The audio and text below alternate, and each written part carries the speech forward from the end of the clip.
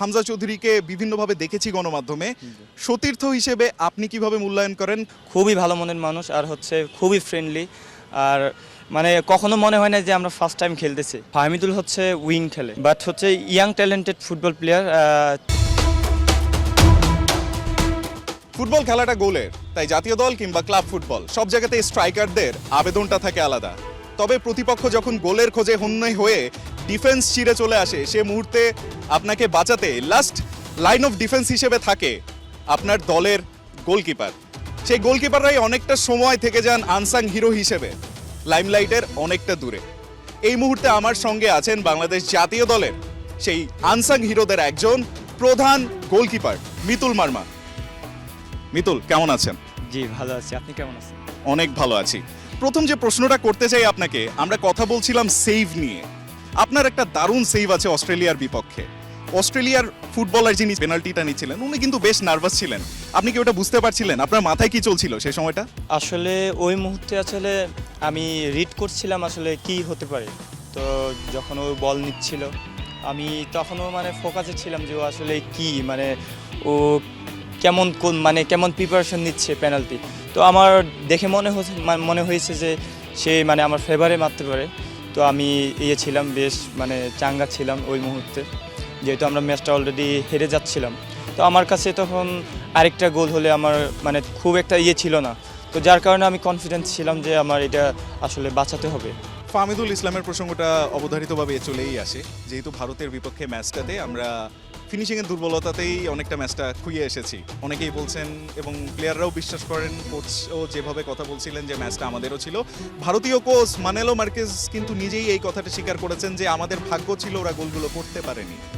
ফাহমিদুল ইসলাম তরুণ সম্ভাবনাময় একজন ফুটবলার, তাকে কতটুকু কাছ থেকে দেখেছেন এবং আপনার কি মনে হয় ফাহমিদুলের মতো প্রতিভারা যদি বাংলাদেশ জাতীয় দলে আসেন, ফিনিশিংয়ের দুর্বলতাটা কি কেটে যাবে? আসলে ফাহমিদুল হচ্ছে উইং খেলে। আসলে যেই আমরা যখন সৌদি আরবে ক্যাম্প করি তখন হচ্ছে প্রথম মিট হয়। তো ফাহমিদুল আসছিলেন, বাট হচ্ছে ইয়াং ট্যালেন্টেড ফুটবল প্লেয়ার। তো যেহেতু ইতালির চতুর্থ বিভাগ নিয়ে খেলে, তো আমি মনে করি এই ধারাবাহিকতা রাখলে এটা বাংলাদেশের ভবিষ্যতের জন্য একটা ভালো সাইন হয়ে দাঁড়াবে। তো এটা আমরা আরও ভবিষ্যতে যদি এই সেম ধারায় যদি খেলতে পারে তো বাংলাদেশে আমরা আরও ভবিষ্যতে একটা স্টার পাবো। ফাহমিদুল ইসলাম নাকি সিঙ্গাপুরের বিপক্ষে ম্যাচের ক্যাম্পে থাকবেন, সেক্ষেত্রে সিঙ্গাপুরের বিপক্ষে আমরা তাকে দেখতে পারি কিনা, এই আশাবাদ আপনি রাখছেন কিনা? এটা আসলে এখন ফরমেশনটা অনেক কিছু চেঞ্জ হয়েছে, এখন সোম আসবেন। তো এই বিষয় নিয়ে আসলে কোচ কি প্ল্যান করছেন এটা কোচেই জানেন। আসলে আমরা যে স্ট্র্যাটেজি নিয়ে খেলবো, তো আমরা এটা নিয়ে আসলে এখন আপাতত আছি। এখানে হচ্ছে যেই ভালো করবে কোচ অবশ্যই তাকে খেলাবেন, এটা আমাদেরও সবারই প্রত্যাশা থাকবেন। এখন হচ্ছে একটা প্লেয়ারের ইনজুরি থাকে বা প্রিপারেশনের ঘাটতি থাকে, এটা আসলে যে যত তাড়াতাড়ি প্রিপারেশনটা নিতে পারবে সেই মাঠে খেলবে। এখানে সবার জন্য আসলে উন্মুক্ত, যে মাঠের এই প্র্যাকটিসে যে ভালো নিজেকে প্রমাণ করতে পারবে সেই মাঠে থাকবে। হামজা চৌধুরী বাংলাদেশ ফুটবলে একটা গণজোয়ার তৈরি করেছেন। নতুন করে যদি বলি, তাবিথ হলের কমিটির অবশ্যই এর পেছনে অনেক বড় একটা অবদান আছে। তাদের কারণেই বাংলাদেশ ফুটবলটা নিয়ে নতুন করে মাতামাতি। আমরা তো অন্তত আগে কখনো দেখিনি বাংলাদেশ ফুটবলের জার্সি নিয়ে একটা উন্মাদনা তৈরি হয়েছে। কেন, কোথায়, কোন লোগোটা ব্যবহার করা হচ্ছে এটা মানুষ জানতে চাচ্ছে। এই পুরো ক্রেডিটটা তো তাবিথ হল এবং তার কমিটিটার। বাফুফে প্রেসিডেন্ট পুরো ব্যাপারটাকে যেভাবে হ্যান্ডেল করছেন, উনি অবশ্যই প্রশংসার দাবিদার তার জন্য। হামজা চৌধুরীর বাংলাদেশ ফুটবলে আসাটা আপনি কিভাবে দেখছেন? এবং আমরা তো হামজা চৌধুরীকে বিভিন্নভাবে দেখেছি গণমাধ্যমে, সতীর্থ হিসেবে আপনি কিভাবে মূল্যায়ন করেন, কনসিডারিং আমি প্রায়ই দেখি আপনি হামজার সাথে ছবি আপলোড করে নেবেন, গত রাতেও করেছেন হামজার সাথে একটা ছবি আপলোড। আসলে হচ্ছে ওনাকে নিয়ে আসলে এটা বলে বোঝানো যাবে না। যারা হচ্ছে ওনাকে কাছে থেকে পেয়েছেন বা ওনার সাথে যারা আমরা আছি, আমরা পেয়েছি। আসলে আমরা এখন যদি বলি এটা আসলে মানুষ বিশ্বাস করতে চাবে না, বা আমরা বলে বুঝাতে পারবো না যে কীরকম মানুষ। অত্যন্ত ভালো মানুষ, খুবই ভালো মনের মানুষ আর হচ্ছে খুবই ফ্রেন্ডলি। আর মানে কখনো মনে হয় না যে আমরা ফার্স্ট টাইম খেলতেছি। অনেক মানে খুবই অনেস্ট গাই। আমাদের সাথে বেশ স্বাচ্ছন্দ্য বোধ, আমরা আরও আনকমফোর্টেবল ফিল হয় যে আমরা আসলে এত বড় স্টারের সাথে আমরা মাঠ শেয়ার করতে পারতেছি, ড্রেসিং রুম শেয়ার করতে পারতেছি। এটা আসলে আমাদের কাছে একটা ইন্সপিরেশন কাজ করতেছে। আর প্রথমত হচ্ছে আমরা কখনো ভাবি না যে উনি বাংলাদেশে আসবেন। তো এটা আসলে হয়েছে, এটা হচ্ছে ক্রেডিট আমাদের ফেডারেশনের যারা আছেন তারাই এইটার সক্ষম হয়েছেন। তো এটা আমাদের জন্য একটা পজিটিভ সাইন যে ওনাকে দেখে বাংলাদেশের ফুটবল আরও আগাবে, আমরা ভবিষ্যতে আরও ভালো কিছু করার আরও করব, সিদ্ধান্ত নিতে পারবো, বা আমরা এভাবে প্রিপারেশন নিতে পারবো যে আমাদেরকে আরও ভালো করতে হবে। হামজা চৌধুরীর সঙ্গে তার মানে মানিয়ে নিতে কোনো অসুবিধাই হয়নি, এত বড় মাপের ফুটবলার কিন্তু মাটির মানুষ বলে। না না, আসলে বিষয়টা হচ্ছে উনি আমাদের সাথে মানে মানিয়ে নিয়েছেন এত তাড়াতাড়ি, এটাই হচ্ছে ওনার ক্রেডিট। আসলে আমরা কখনো ভাবি না যে আমরা এত ফ্রেন্ডলি আমরা একটা মানিয়ে নিতে পারবো। আমরা ওনাকে বাইরে থেকে যেরকম দেখছিলাম, আসলে উনি আসার পরে আমাদের কাছে মানে অন্যরকম, পুরো মানে খুবই ভালো মানুষ। হামজা চৌধুরীর পথ ধরে বাংলাদেশের সমিত সোমের আগমন হচ্ছে এবং সব ঠিকঠাক থাকলে হয়তো সিঙ্গাপুরের বিপক্ষেও তিনি থাকবেন। কতটা এক্সাইটেড সমিত সোমের সঙ্গে ড্রেসিং রুম শেয়ার করতে পারার ব্যাপারটা নিয়ে, এবং কি মনে হচ্ছে সিঙ্গাপুরকে কি আমরা হারিয়ে দিতে পারবো? জি, আসলে আমাদের যে ইতে আছে, আমাদের সবাই এখন বলতে গেলে আমরা সবাই মানে ইকুয়াল ধরতে পারে। তো কোনো না কোনো জায়গায় ওনাদেরও কিন্তু হামজার ভাইয়ের মতো হচ্ছে প্লেয়ার আছেন সিঙ্গাপুর টিমে, রিসেন্টলি ওনারাও করছিলেন। তো খেলাতে অনেক একটা মানে উত্তেজনাপূর্বক একটা ম্যাচ হবে যেহেতু আমাদের হোমে। তো সেহেতু অ্যাডভান্টেজটা অবশ্যই আমরা নেওয়ার চেষ্টা করব। আর বিষয়টা হচ্ছে সমিত ভাই অনেক কানাডিয়ান প্রিমিয়ার লিগের টপ লিগে খেলে। তো এটাও আমাদের পজিটিভ সাইন, এটা আসলে হামজাবা আসার কারণে হচ্ছে এটা হচ্ছে। তো আমরা চাইবো আরও ভালো ভালো প্লেয়ার আমাদের সাথে আসুক, যাতে বাংলাদেশকে আমরা ভালো কিছু করতে পারি, দিতে পারি। তো এইটা আসলে আমাদের জন্য আরও পজিটিভ সাইন যে আমরা চাই আরও আসুক মানুষ, আরও ভালো মানের প্লেয়ার আসুক, তাহলে বাংলাদেশের দর্শক এবং আমরা নিজেরাই উপকৃত হব। একটু কঠিন প্রশ্ন করব সেই সূত্র ধরে। মিতুল, আপনি বলছেন হামজা সমিত তারা আসা অনেক ভালো একটা লক্ষণ, তবে এটা কি টু সাম এক্সটেন্ট দেশি ফুটবলারদের ওপর খানিকটা আনফেয়ার কিনা? কেন বলছি আমি সেই জায়গাটা একটু ব্যাখ্যা করি। তাদের বেড়ে ওঠাটা, খাদ্যাভ্যাস থেকে শুরু করে ফ্যাসিলিটিস, আমাদের বেড়ে ওঠা ফ্যাসিলিটিস সব কিছু কিন্তু সিচুয়েশনটা ডিফারেন্ট। তো তাদের কি কোনো জায়গায় কিছুটা মন খারাপের উদ্রেক হতে পারে কখনো, যে আমরা তো আরো কঠিন পরিস্থিতির ভিতর দিয়ে এসেছি, কিন্তু তারা এসে হয়তো জাতীয় দলটাকে রিপ্রেজেন্ট করছে, আমরা সেই সুযোগটা থেকে বঞ্চিত হচ্ছি? এটা কি কখনো হতে পারে আনফেয়ার? না না, আসলে এটা সম্পূর্ণ ভুল। আমরা আমাদের টিমমেট, আমরা যত ন্যাশনাল টিমের যত প্লেয়ার আছে, আমরা সবসময় মানে চাই যে ভালো করতেছে সেই খেলুক, বা যে ভালো করবে তাকে সুযোগ দেওয়া হোক। আর হচ্ছে আমাদের টিমে যদি একটা ভালো প্লেয়ার থাকে, এটা আমাদের জন্য বেনিফিট। আসলে এটা আমাদের জন্য একটা পজিটিভ সাইন যে আমরা চ্যালেঞ্জ আরও আমাদের বাড়তি নিতে হবে, যে একটা যদি ভালো প্লেয়ার আসে তাহলে ওই জায়গায় আমাকে ফাইট করতে হলে তাহলে আমাকে আরও ডাবল চ্যালেঞ্জ নিতে হবে। তো এটা মনে করি আসলে আমাদের ভিতরে কোনো সমস্যা হয় না, এটা আমরা আরও স্বাগত জানাই, আমাদের জন্য আরও পজিটিভ সাইন। আমরা আরও যেমন ইন্ডিয়ার সাথে আমরা লাস্ট ম্যাচ ড্র করছিলাম, হয়তো জিততে পারতাম। তো সব কিছু মিলিয়ে এটা আমাদের দেশের জন্য ভালো। তো আমরা চাই আমাদের দেশ ভালো থাকুক, আমাদের দেশের জন্য আমরা সুনাম বয়ে আনার চেষ্টা করি। দেশের জন্য যদি কিছু করতে পারি, এটা আমাদের জন্য আসলে গর্বের বিষয়। আপনার কাছ থেকে জানতে চাই, ভারতের বিপক্ষে যখন খেলতে গেলেন শিলংয়ে, আমরা সোশ্যাল মিডিয়া বলেন, বিভিন্ন গণমাধ্যমে কিন্তু আমরা অনেক ধরনের খবর দেখতে পাচ্ছিলাম, মাঠের বাইরের কিছু সমস্যা, লাইট অফ করে দেওয়া, প্যাকেজ নিয়ে একটা ইস্যু, লাগেজ নিয়ে একটা ইস্যু, এই যে ব্যাপারগুলো ছিল, এগুলো কি সামহাও আপনাদেরকে আরও তাতিয়ে দিয়েছিল? আমরা কিন্তু দেখি যে ভারতের বিপক্ষে ম্যাচটা হলে ওরা ক্রিকেটেও আমাদের থেকে অনেকটা এগিয়ে, ফুটবলেও আমাদের থেকে র্যাঙ্কিংয়ে অনেক এগিয়ে, তবে মাঠের খেলায় কিন্তু বোঝা যায় না আমরা যেভাবে ওদের সাথে ফাইটটা দেই।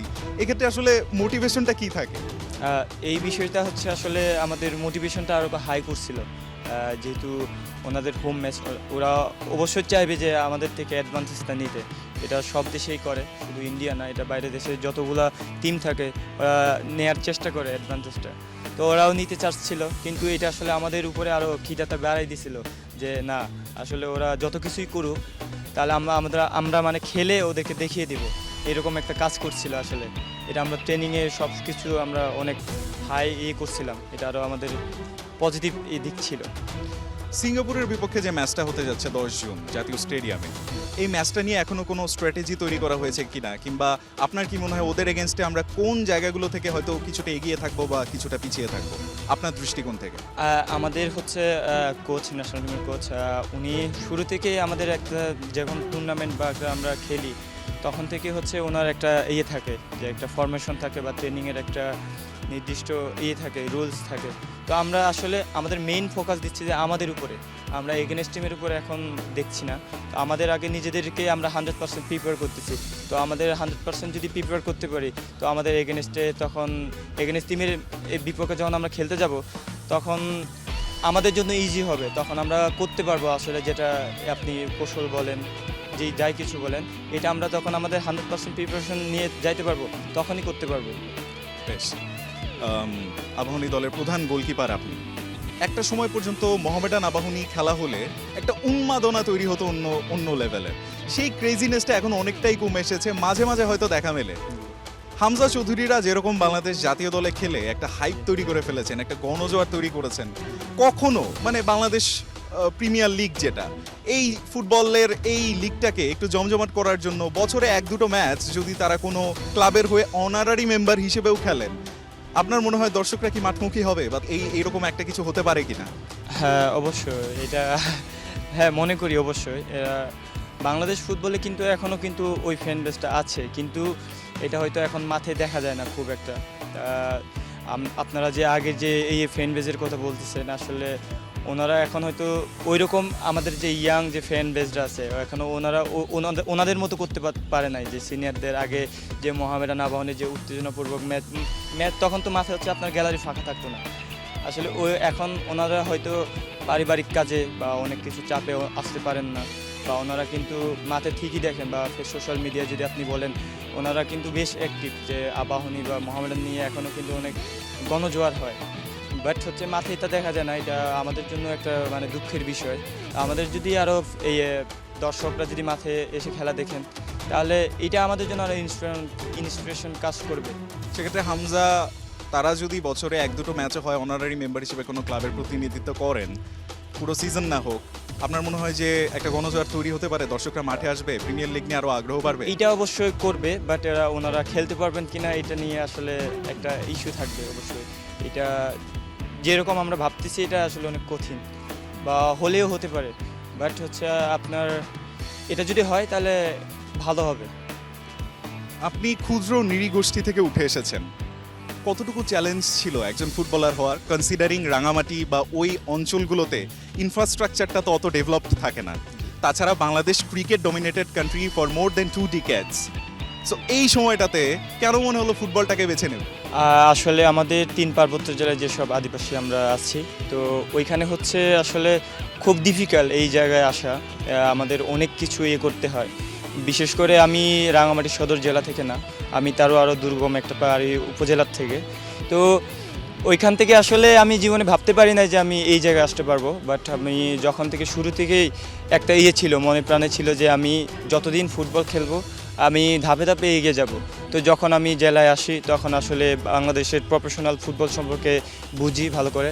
তো তখন থেকে হচ্ছে ন্যাশনাল টিমের খেলা অনেক সময় টিভিতে দেখাইতো, বিটিভিতে।